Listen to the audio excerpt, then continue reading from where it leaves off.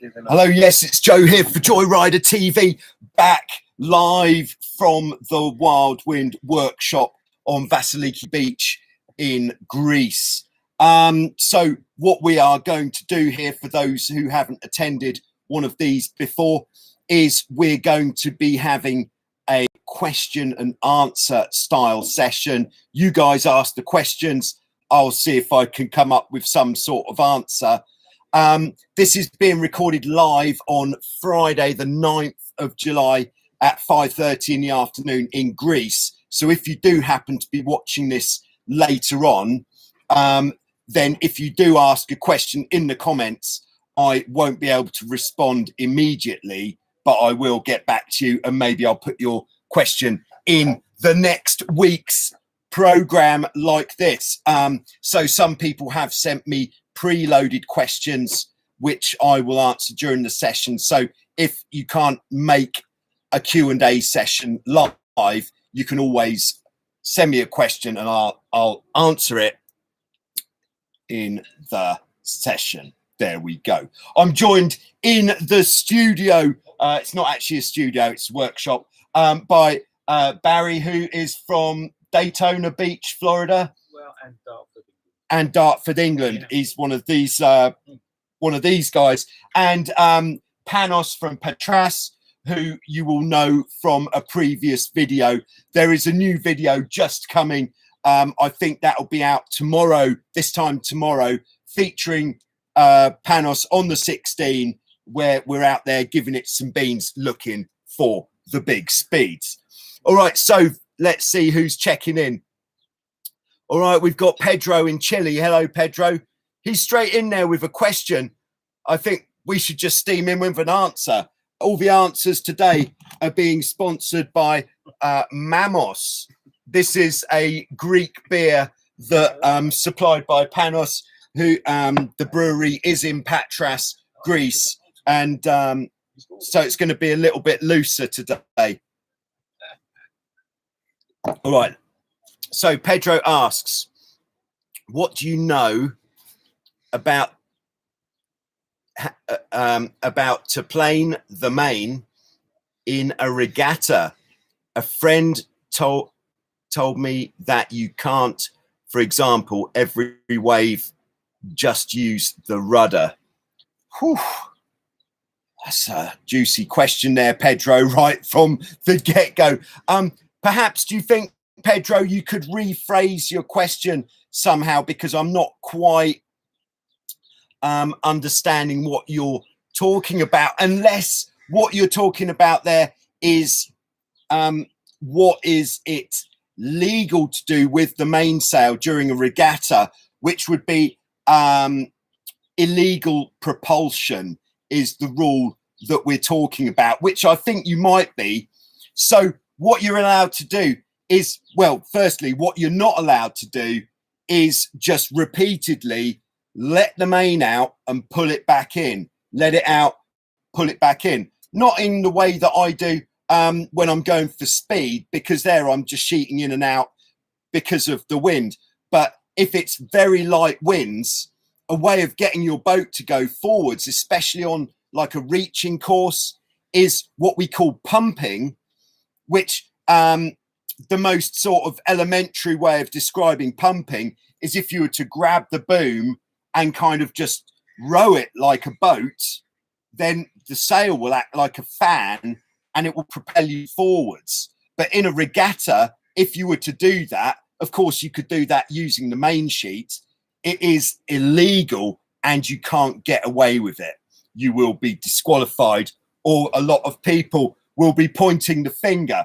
So that is called illegal propulsion, which is pumping.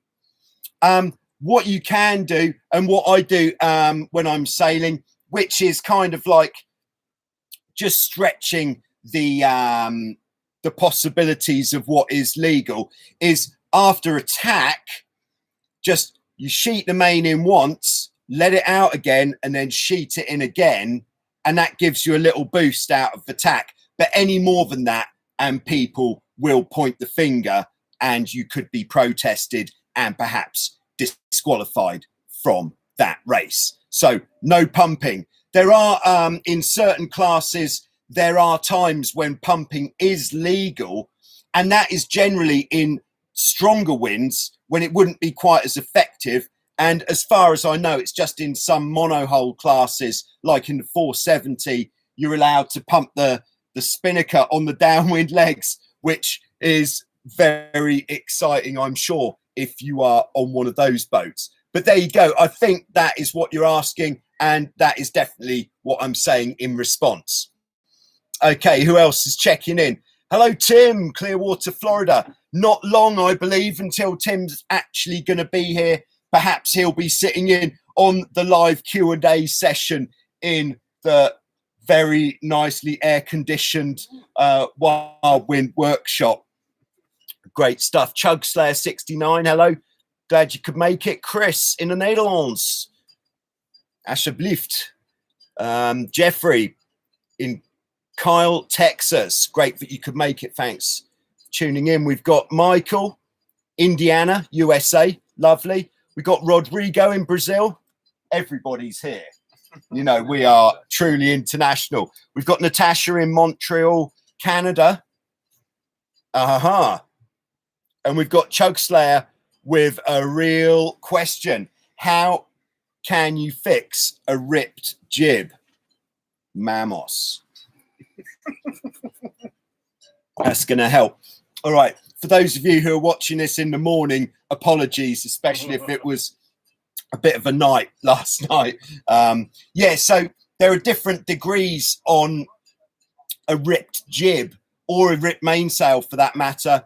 And it kind of depends on if the rip is in a load bearing area on the sail. So let's draw a triangle and pretend it's a sail. So on the sail, the places that are going to be taking most of the load, this is how this works. So the earlier questions, I go really into stupid amounts of detail. And then towards the end, it's kind of like, take it to a sailmaker. Yeah. Interacting with the studio audience. You could have that if you came to Wildwind Sailing Holidays for an holiday. There you go. So the real load-bearing areas on the sail are, of course, the edges. If it's a 16, then the front edge isn't actually, if this is the front edge isn't as load-bearing as you'd think, because we've got the wire that runs down the luff of the sail. So if there's like small, what you occasionally get is where the battens are, you get little rips at the end of the batten, at the front end of the battens. Little rips there, although it's not very nice to have them. They won't usually rip more because all of the load in the front of the sail is being taken by the wire luff. However, if you have any damage to the sail on the back edge, like anywhere at all, then that is very much a load bearing point of the sail. And if you do have damage on those parts of the sail, same goes for the foot, the bottom edge. If you have damage there, that definitely needs to be repaired by a sailmaker or with a machine, and you can't just put a bit of tape on it. Now, if you had a rip kind of like here, I'd say up to maybe 15 centimeters long, then you could fix that if it's in the body of the sail with a bit of self-adhesive sailcloth, otherwise known as insignia. I've got a bit. It's all right.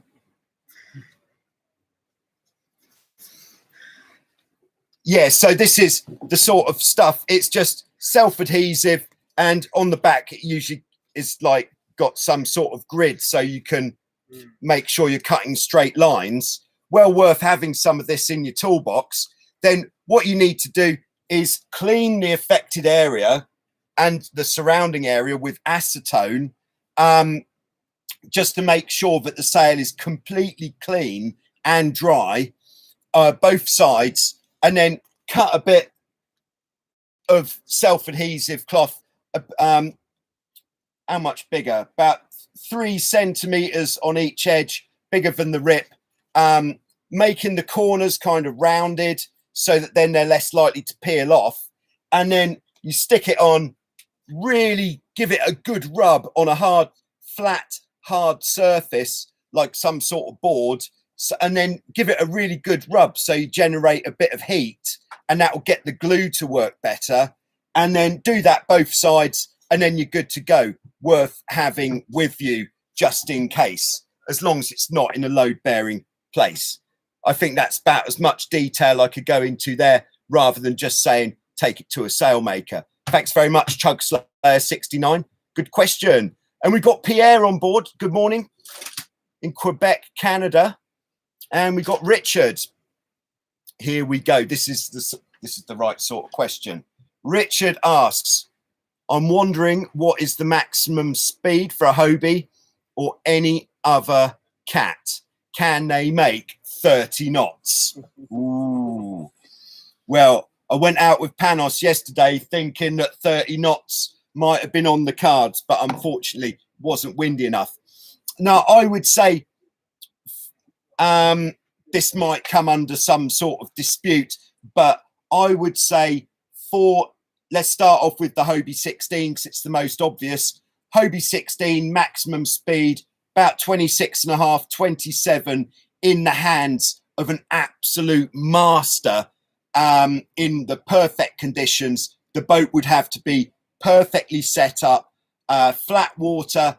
Of course, if you're sailing with waves, you're going to get a bit more speed when you're going down the waves. So that brings a little bit of not as scientific into it. So if we just say flat water, about 27 knots for a 16, but the people sailing it would have to be really bringing their A game there. So the 16 would be, as a conventional cat, let's not talk about foiling just now. Then you've got the other boats like the Tornado, the F-18s. Top speed for those, I would say, is somewhere in the region of 24, maybe 24.5 knots, again, in the right situation. I'm told, fairly reliably, but back in the day, Darren Bundock, very famous Tornado sailor and A-class sailor, one of the best cat sailors in the world ever, he hit 30 knots on a Tornado. Now, I've tried to hit 30 knots on a Tornado, and I couldn't get it past, I think, about 23.7. That's the fastest I've been able to make a Tornado go. The same goes for the F-18s. I think the modern F-18s will go a bit quicker, maybe 24, 24.5, but that is what I think. Then a Hobie 14, probably about 21, 22 knots. Again, it would be pretty fierce. Thanks very much, Richard. That's a great question. Hope you like the answer. This is great. The questions are coming thick and fast today. Rodrigo, how's it going? What is the correct length for a fixed tiller extension for a 16? All right. Well, do you know what we could do? We're only going to measure one, aren't we?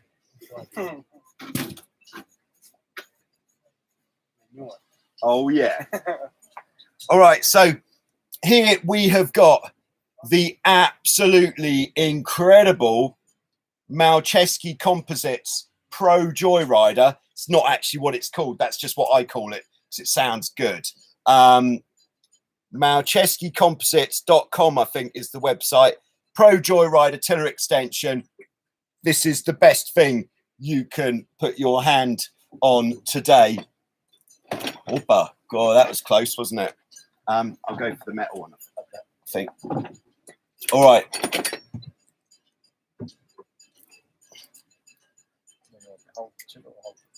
Or you can hold the end. All right, and this is the perfect length as well. So we're getting in here. We are measuring in all the twos. 222, 222. That is why the 16 is so fast, because that's how long the tiller extension wants to be. So 2 meters 22 is what we're hitting it with there. Oh, it's nice, isn't it? Yeah, there's some. You've only got to feel it. There's some noises coming from the studio audience. Yeah. All right. Thanks for the question there, Chris. We've got Chris in Texas. Chris, of course, the Prindle 19 sailor, who specializes in Dyneema rigging. So if you want to change all your steel rigging for Dyneema rigging, it is modern. It's what people are doing. Chris knows more about that than me. All right, next, we've got Knack Daddy in Greensboro, North Carolina, checking in. Yeah, in fact, your question was in on the preloaded questions. The Knack Daddy asks, now, how about the Nacra 500 versus Hobie 16 shootout? To keep it fair, the sail areas need to be as close to the same as possible. So maybe the Nacra 500 Sport without the spinnaker. Pardon, Mamos. Yeah, so what we're talking about here is what Mr. Knack Daddy wants to do is have a direct shootout between the Nacra 500 and the Hobie 16, see which boat is the best. But here we are. Hold on, I'll just check the preloaded question. Here we are. All right. Yeah, so he also asks, why do we not have any Nacras on the beach here at Wildwind? I'll answer that one first. Why we don't have any is we've exclusively been using Hobies forever. And because of that, we get looked after to a certain degree by Hobie Cat Europe. Thank you very much. And Nacra aren't really offering us anything to encourage us to use their boats, because we're using all Hobies. What it means is that all of the spare parts for the boats are quite universal and interchangeable between the different types of boats. Whereas if we introduced a completely different brand of boat, then there'd firstly be the issue with spare parts. And being in Greece does take a very, very long time to get anything out here. That would be reason number one. Reason number two is over the years, we have known that the Hobies can withstand the punishment that a boat gets out here. Because we're using the boat so regularly here in strong winds, it's kind of like if you were to compare a boat here to a boat in the real world, 1 year of use for a boat here would be like a lifetime's use for a boat in the real world. And that's, of course, all being condensed into 6 months. So we have to know that anything we're getting out here is going to last. And the Hobies have proven to be very, very strong indeed. Because what we don't want is a boat coming here, not suggesting that this would ever happen, but if we had a boat from an untested by us manufacturer coming out here, and after a season it starts going a bit soft or something, then it's a real problem for us to get the boat back to the manufacturer to get it either repaired or replaced. So that is why we've stuck to Hobie.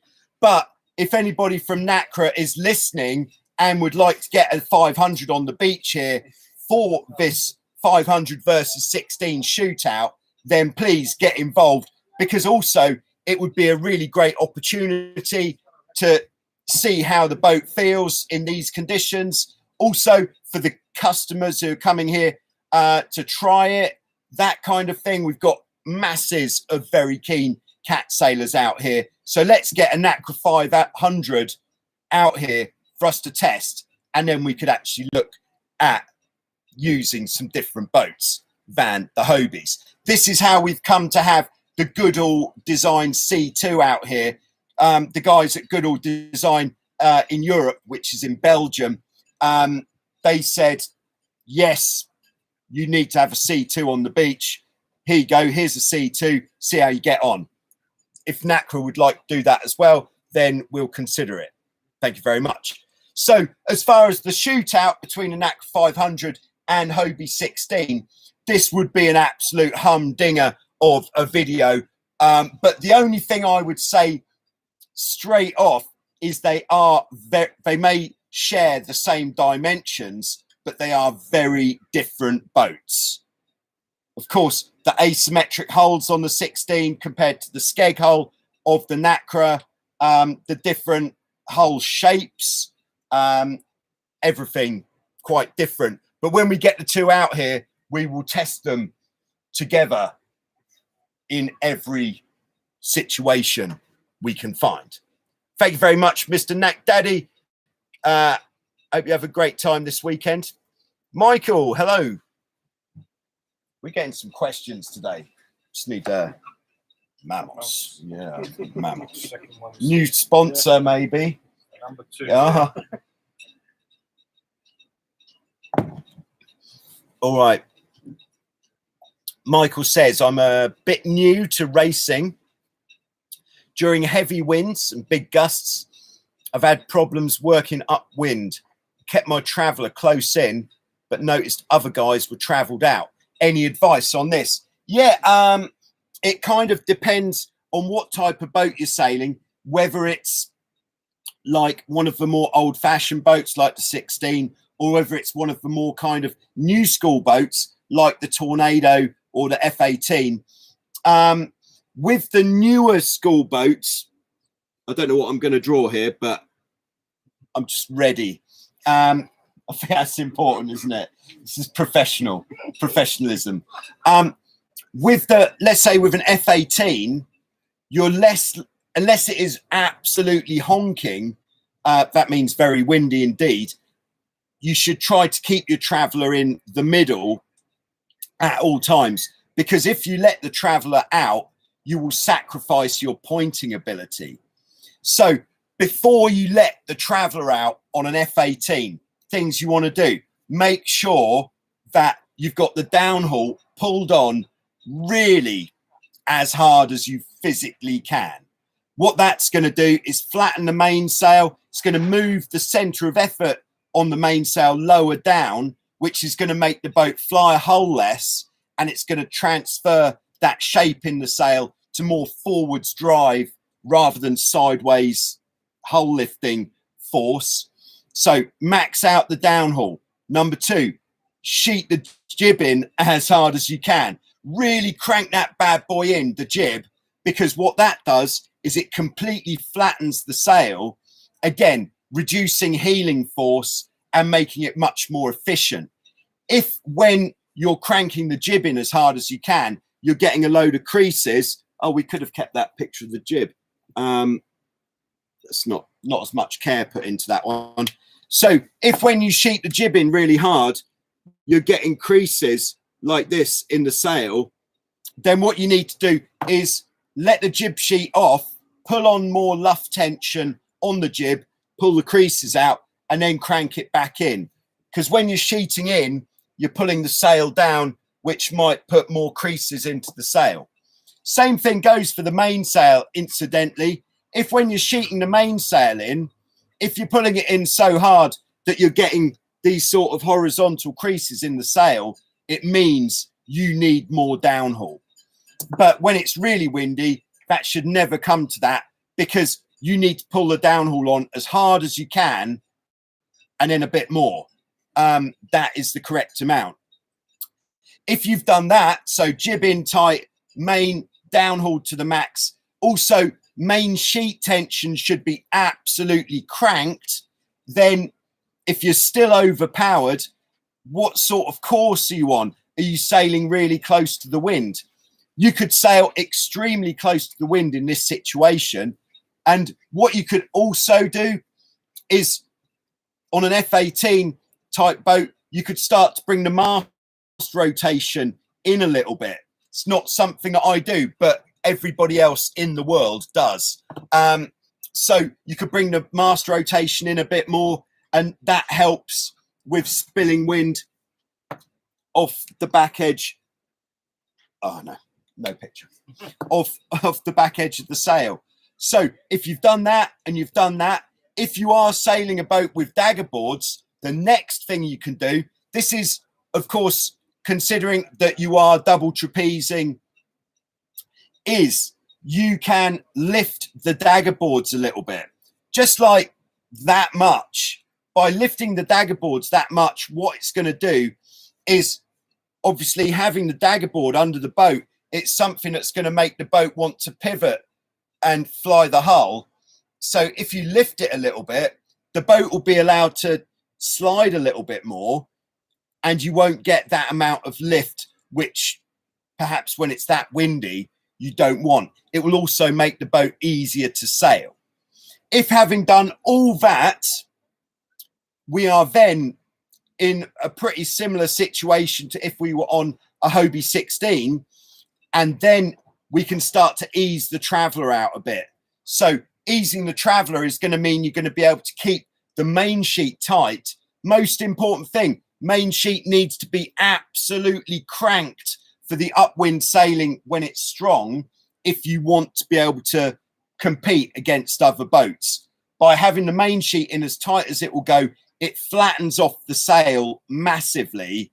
So if you're not able to have it cranked in tight, then you're going to have too much shape in the sail and you're not going to be going very fast or high.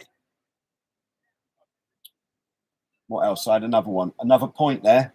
What was it? Yeah, but I did have another point there, but having it in, oh yeah, it was with the 16. So if you're sailing a 16, then, and you're getting, perhaps, let's say the boat just doesn't feel like it wants to go upwind when it's windy, then what you need to do is loosen the rig tension. So this will be on the jib halyard. If you ease off anything from this much to this much jib halyard, what's that, 10 to 25 centimeters of jib halyard, depending on the wind, you'll feel that even easing 10 centimeters of jib halyard on a 16, it lets the boat kind of breathe, and the boat, from, if you had it pulled on tight, it'll feel like you're fighting the boat upwind. But if you let the jib halyard off a bit, then the boat will just want to go, and you really will feel the difference. Yeah. Yeah, we will try it. For next week's race. Yeah, lovely. Yeah, we had some upwind stuff. Pretty fierce race day today at Wildwind. Cool. Protest hearings coming up soon. Yeah, there was some illegal propulsion on a certain top cat, I heard. All right, Scoop, how you doing, man? Great to have you on board. We got Kurosh from scorching hot Dubai. Oh, thought it was hot here, but I bet it's hotter there. Crikey. Off-topic question. Oh, I like this. Yeah, this is going a different way. Rumour has it you're quite the avid musician and play with one of the bands in the local clubs around Vassiliki Beach. Is this true? Yes, I do play a bit of music. It is true. And yes, I was playing in a band until the restrictions of the pandemic struck. And that meant we could no longer have dancing, which meant that having a band was just too loud for people's ears. So it's just been acoustic style music so far this year. But yes, it is true. And yes, it is true. There we go. Great question there, Kurosh. Timon, how you doing? Yeah, doing pretty well. Yesterday was the big day of the week where I think we had winds in excess of 25 knots. Video coming tomorrow at the usual time. We've got Dave, Lake Lanier, Georgia. Yeah, he was here last year and the year before, I think. Yeah. See, people are coming from America. Yeah, if you're in America, people are coming to Wildwind from America. Dave, Hobie 16 Amateur Hour has been here twice, and so should you. Yeah, there you are. All right. Looks like UK may open up to USA on July 19th. See you soon. Woohoo! Yeah. Sounds like Dave's coming again. Commitment. Yeah, champagne sailing coming soon for Dave. Probably is coming this weekend at Lake Lanier, Georgia.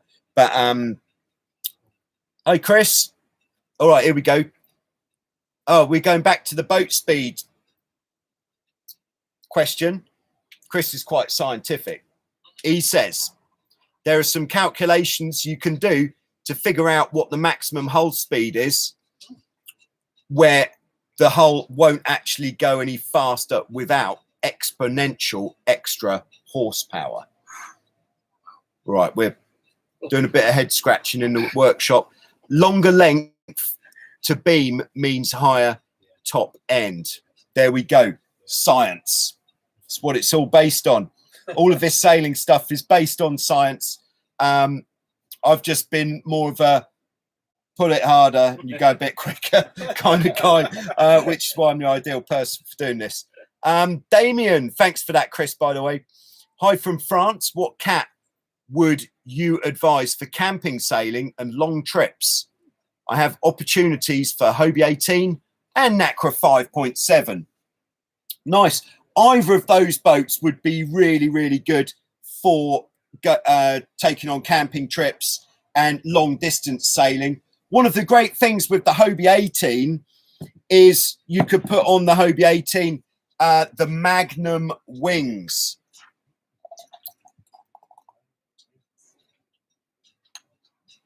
Lovely. French style, you see, in your honour. Yeah. That is French style, isn't it? Belgium. Oh, is that Belgium? Sorry if I've offended. But I don't know. All right, so we did talk about the Magnum wings a bit last week, but let's do it again just quickly. We're doing a fabulous drawing. Hobie 18's got a slight curve to the beam. You wouldn't believe who's the guy who designs the T-shirts. Yes, it's me. And then the wings on the Magnum come out like this.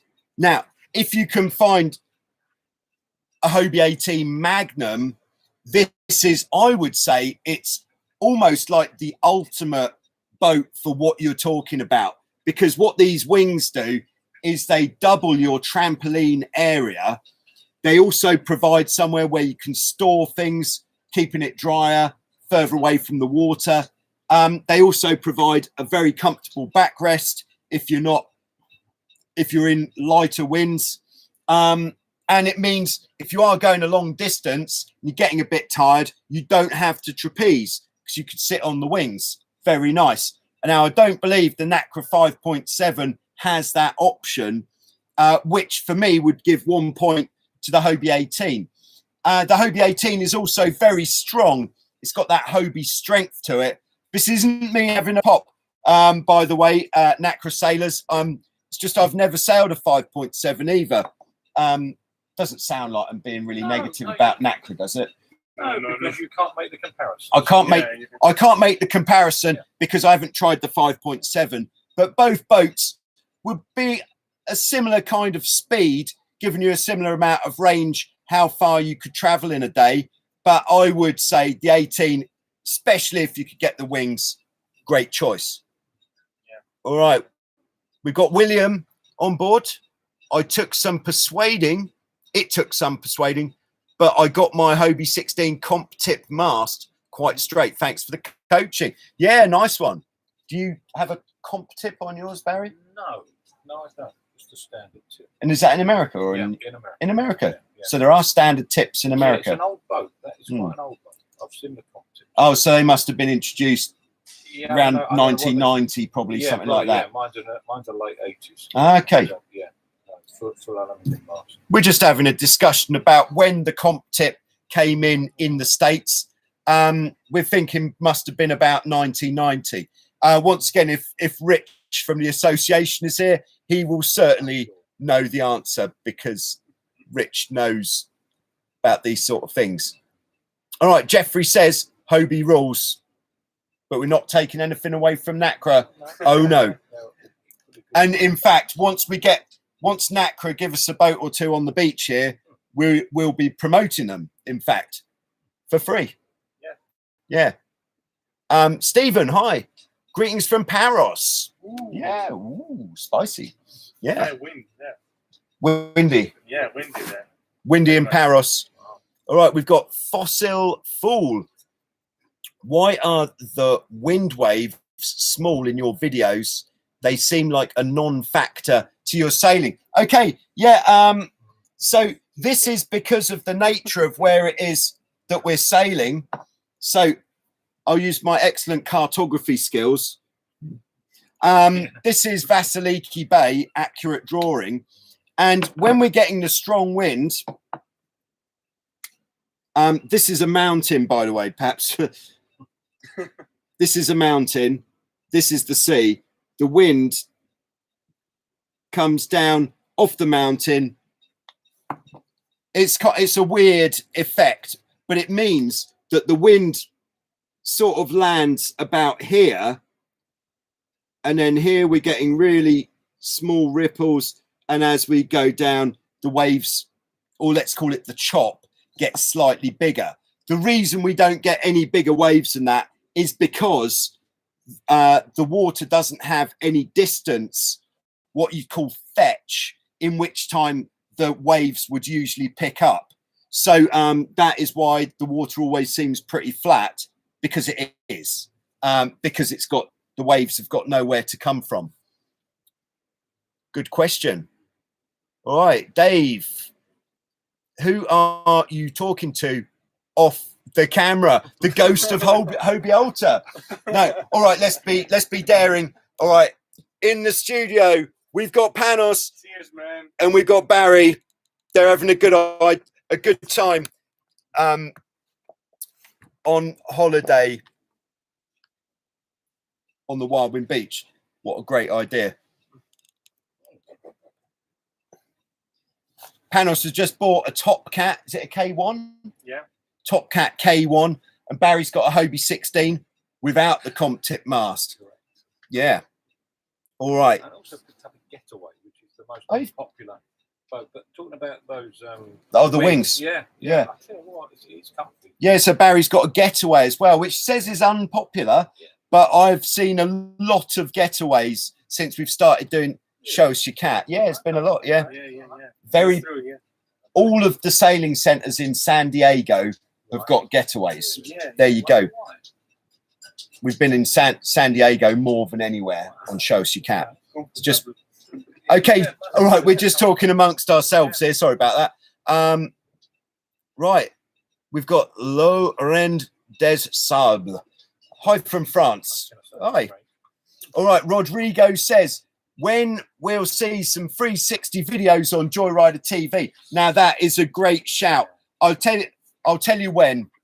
If somebody has got a 360 camera that they're not using to its full potential and you would like to see some 360 videos, send it to me here in Vassiliki. I will give it a good bit of use. I'll look after it and you can have it back at the end of the season. How about that? Can't say fairer than that. But I can't just keep spending more money on more cameras. I'm running a 4-camera rig at the moment, and four. That's 3 that you see in the videos plus a spare. And I can't just keep buying more stuff because it's getting out of hand. All right. Meltiandes, my #1 channel on YouTube, Joyrider TV. Thank you very much. Thanks, Joe. What a great job. Love it.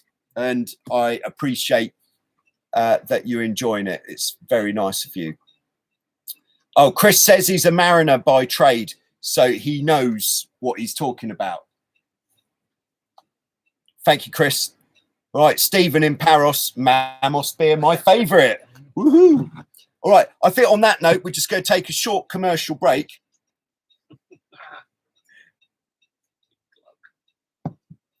This is for people who are watching this later on, so I'll put an ad break in there. Okay. Yeah, because you can choose. Yeah, all right, welcome back. Okay, MJ Formula Hobie 18 Formula also has wings, and it takes 4 adults easily. Okay, so the difference here, for those of you who don't know, is the Hobie 18 Magnum compared to the Hobie 18 Formula is basically the rig, the boat. There were different dagger boards on the Formula, so I'm already backpedaling from my initial statement. Here we go. So the the Hobie 18 Classic, as it's now known, came with 2 different styles of board, let's just call them. One were dagger boards, which were kind of low aspect, kind of this shape dagger boards. So low aspect means basically short and fat. Whereas, oh, and then the other one on the Hobie 18 Classic was, there was like spring-loaded center boards. Like for those of you who know the Hobie 17, it's basically a very triangular shaped board like this. And then there was a spring. I'm talking about in the past tense. There is a spring that sits inside the hull cavity, which basically pushes the board down, which is a very practical way of doing it, but doesn't give you quite as good performance as the dagger boards. Whereas the Hobie 18 Formula has a much more modern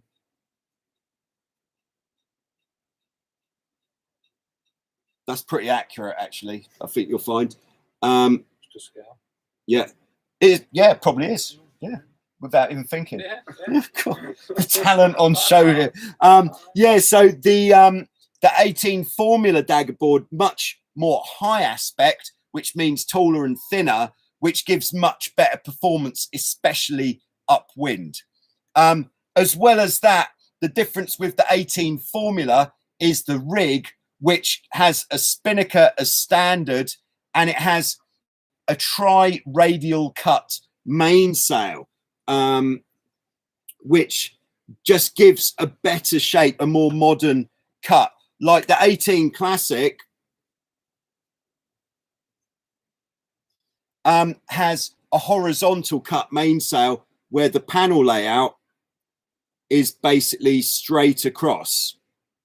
Whereas the Formula, God, this is really going to test the skills, has a tri-radial cut mainsail, which would be something like where would that go? Something like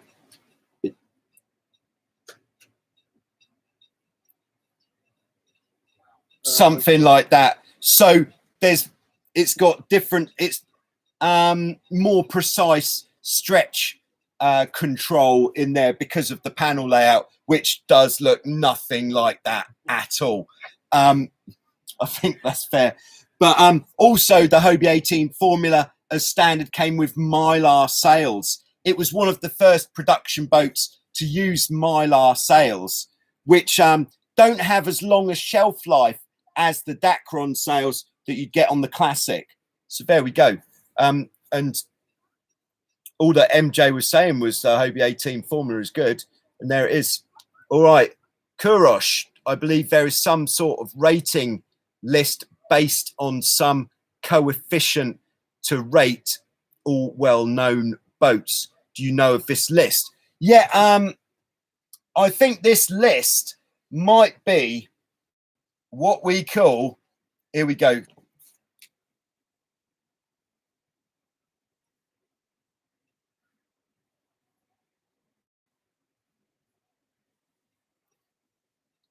try to pronounce that.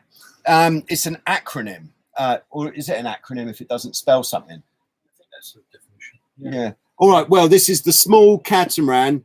Oh, sorry, letters in the wrong order. Is it? I can't remember. Small catamaran handicap rating system, which is if you are racing 2 boats of different types or more, then there are some elements which will change the small catamaran handicap rating system number. So it will be the length. So the longer the hull is, let's say a worse rating means you have to do better, or let's call it a faster rating. That's probably the least ambiguous. So a longer hull will give you a faster rating. A wider boat will give you a faster rating. Bigger sails will give you a faster rating. Having a spinnaker will give you a faster rating. If the boat is lighter, that will give you a faster rating. Obviously, the opposite will give you a slower rating. So what happens with these ratings is it's basically a number. So when a race has been completed, this is really in very basic terms. If you completed a race in 25.22, all the twos and a 5, then that number would then be converted to minutes, converted to seconds, and then divided by the rating number, which let's say is 1011. Let's say that. And then the result would be the corrected time. So that's how different boats of different types can race against each other in what we call handicap racing. Here in Vassiliki, we've developed our own rating system called the Vassiliki yardstick system, which today's racing was based on, where it's based on the old Portsmouth yardstick system, where a Hobie 16 goes off 85, a Tornado goes off 74, which means, so if we've got 85 for a 16 and then 74 for a Tornado, that means in a 100-minute race, the Tornado, this is some good stuff here, will have to beat the Hobie 16 by 11 minutes. Or you could say by 11%. All right, how are we doing? 47 minutes. Okay, no further questions, please, because we've got a prize giving to get to in 10 minutes. Okay, continuing. Oh, Rich says, we've got Rich from the Class Association on board. Nice to have you with us, Rich. 1986 for the comp tip. Yours must have been right on the cusp. Or maybe they had some old... maybe they had some old style in stock. Yeah. Hello, Crest24. Great to have you with us. All right. Sam says, I weigh 115 kilograms. Can I sail a Hobie 16? The answer is yes, you can. Yeah, wait for tomorrow's video. I hope Panos doesn't mind me saying Panos is punching in at the moment at about 110, 115. Exactly. He's weighing in at 115 kilos, and Panos loves the Hobie 16, even though he's just bought a different type of boat. But that is neither here nor there. And yesterday we were sailing together on the 16, combined weight of 205 kilograms, and she was tickling along like a princess. So yes, you can. But one thing I would say, Sam, is if you are looking at competition sailing, then you're going to have to find an extremely lightweight crew to be competitive in anything other than very heavy winds. But if you're just looking at getting a 16 for fun sailing, having a nice time out on the water, then yes, you can. All right, we've got Christian G13 on board. Hi, Christian. Oh, Chris says it's pronounced shuss. Yeah. Oh, Schruss. Okay, we've got Anna from Sweden. Anna just had her first experience with a Hobie Cat FX1. Amazing. Then I found you. Boom.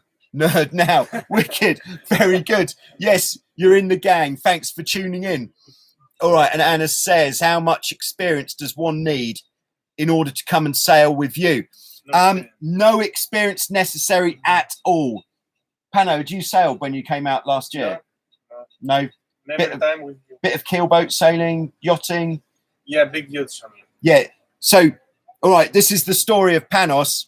Last year, he came out on holiday with us, or it was even a short, like 4 days or something. Yeah. Came out for 4 days because he's lucky enough to live in Greece, which means 4 days is practical.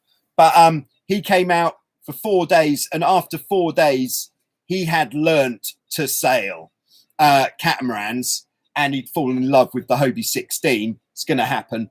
And now he's now a full power catamaran sailor 1 year later, but not having done very much in the meantime. So you don't need any experience at all to come to Wildwind and get into some cat sailing.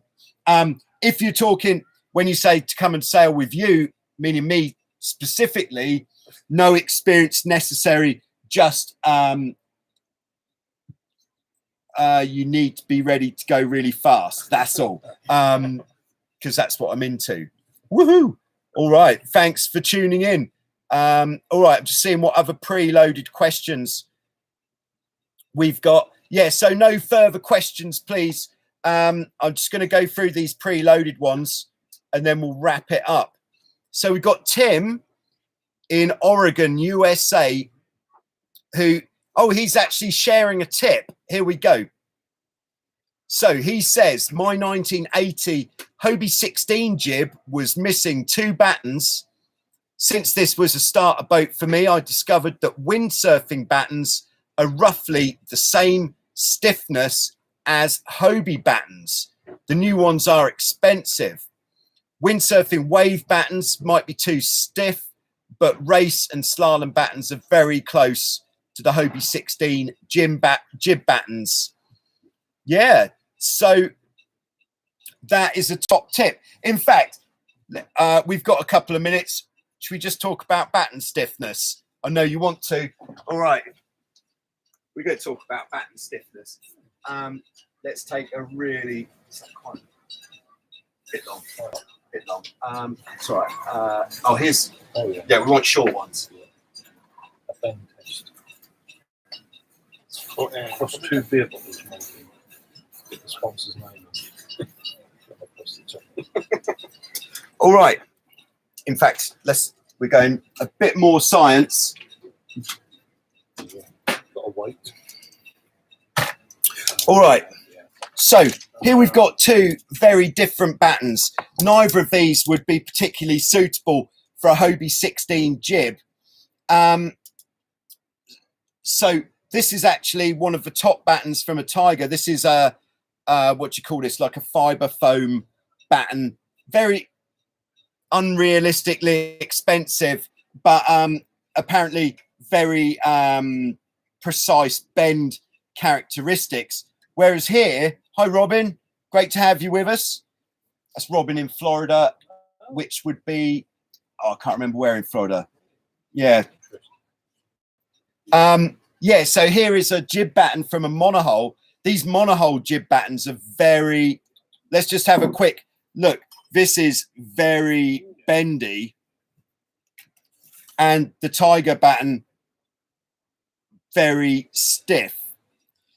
So what we can do, if we want to find out what the stiffness is of the batten, here I've got some kitchen scales. Let's do the soft one. We'll take the batten. I've got my finger right on the top, and I'm just going to push down on the scales until it bends. So that is 179 grams there to bend that one. Oh, this might break the scales. So, yeah, it says, it went, yeah, I'd need, all right, let's go bathroom scales next time, but I don't happen to have a set in the workshop. So there we go. There's a little piece on batten stiffness. Basically, if you have softer battens in your sail, that means battens that bend more easily. That means your sail is going to have a lot more curve. Exactly, terrible. Whereas if you've got stiffer battens, your sail is going to be a lot flatter. So a flatter sail is going to be much better for heavier winds. A curved sail is going to really, you wouldn't go that sort of dynamic, but is going to have its best effect from about 6 to 15 knots of wind. Any lighter than 6 knots of wind, too much curve, means that there's not enough energy in the wind to actually stay with the sail for the whole length range. Yeah, so there is a sweet spot, which is why the Hobie 16 has the battens it does. They hit it absolutely perfectly, so they'll work in light winds, moderate winds, and heavy winds. There we go. So that is batten tension. On a racing boat like an F18, what we're looking at is having the top battens slightly stiffer than the rest of the battens, and that lets the sail kind of, if you imagine a bird's wing, it would kind of, as you go up, it will kind of fan open towards the top. We call that twist, and that's what having a stiffer batten at the top is going to do, and those battens are going to do a lot of the work for us in gust response. And also in those boats, they, as standard when bought new, would generally come with a choice of 2 different stiffnesses of top battens, maybe the top 3. So in lighter winds, you'd put the soft ones in for more power, and then in heavier winds, you'd put the stiff ones in for less power. There we go. All right. Chris, I shot you a PM, and when you get some, oh, you've got some beer waiting in Texas. Nice. Yeah, nice. I look forward to that. All right, German's fan. Hello. 1 week ago, I bought a 35-year-old high fly windsurf kit for €25. Looking forward to some nice failure. Yeah. Yeah. Good luck with that. Yeah, I'm sure it'll probably be quite good. And we got Jake. Hello, Jake. Good morning. All right, I think I've got one more preloaded question. All right, and this one is from Eduardo. Oh, I've saved the most difficult one till last. All right, I don't know where Eduardo is, but all right, I'm just going to read this and then I'll summarize what I've read. Actually, all right, so if you saw the video that I did about if your steering is no good, this might be the solution. The cracked rudder blade video, where if you get separation between the 2 different halves, then your boat will never feel right in the steering department. So he's responding to this video, and he said, yeah, so we had a Tiger that always turned left, which it took ages to find out what the solution was. So here we go. Eduardo says, I tried everything. Rudder rake, measured the mast position. Yeah, we did that and that. 2 questions. If I can ask you how to see if my daggerboard is bent. Second, you said that, all right, let's do that one first. So how to see if your daggerboard is bent. What you want to do is get a surface like a good table or some sort of work surface, which is definitely flat, and just lie the trailing edge, the back edge of the daggerboard on the surface and see if it is curved at all. Then you should be able to find out. Now, I hate to tell you this, but since making that video, perhaps I should actually take that video down because there is some bad information in there. After making that video, I thought that we'd cured the problem by switching to a different set of daggerboards, but the problem was still there. So it wasn't the dagger boards which were at fault.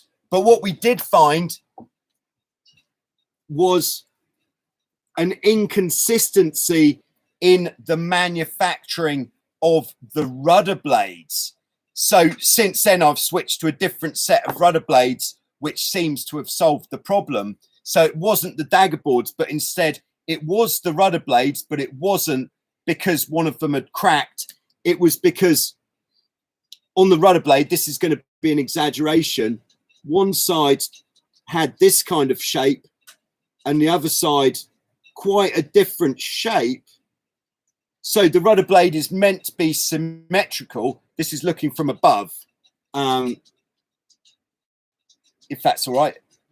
Yeah, so this rudder is always going to pull like in this direction a bit because of the shape of it, like an airplane's wing.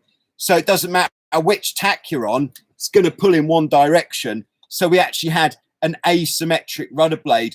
I did a lot of testing to find out, using a flat surface as well, you can get an idea of if your rudder blade is in a slightly peculiar shape.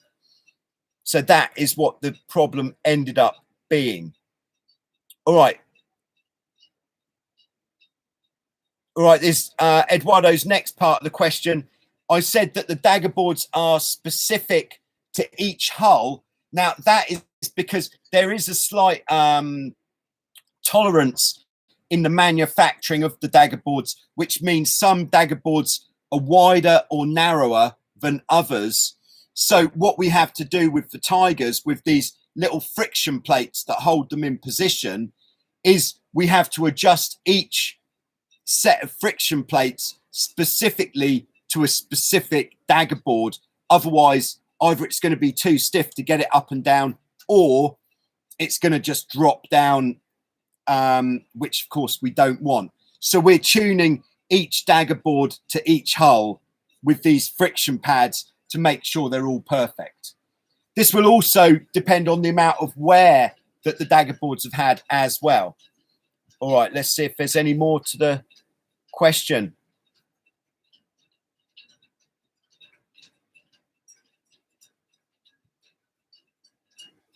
Okay.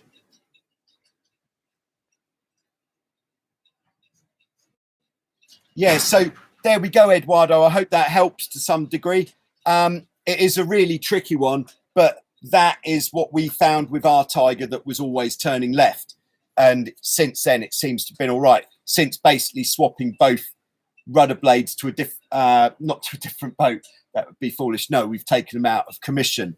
Because what I tried also is switching the rudder blades around so they went on the opposite hulls. But of course, that didn't have any effect there.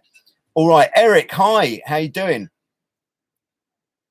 Yeah, Eric is 10 and he's on the 420 race team. Good luck to you, Eric. Hope you have some good results this season. Okay, so there we go. That is all we've got time for today. I'd like to thank you all for tuning in and for your stimulating questions. Thanks to the studio audience of Barry and Panos. Cool. Yeah, Barry will be coming to a beach near you in Florida at some point. And Panos will be here at Wildwind, I should think, if you're coming out here at all. Yeah, so I'll be back soon with some more on Joyrider TV. At 5:30 tomorrow will be the epic high wind with Panos. Can we pin it down? Yes, we can. Video. So take a look at that one. Otherwise, thanks to everybody who's been supporting the channel. I really appreciate it. And if you have got a 360 camera that you're not using, you know what you need to do. Thanks very much.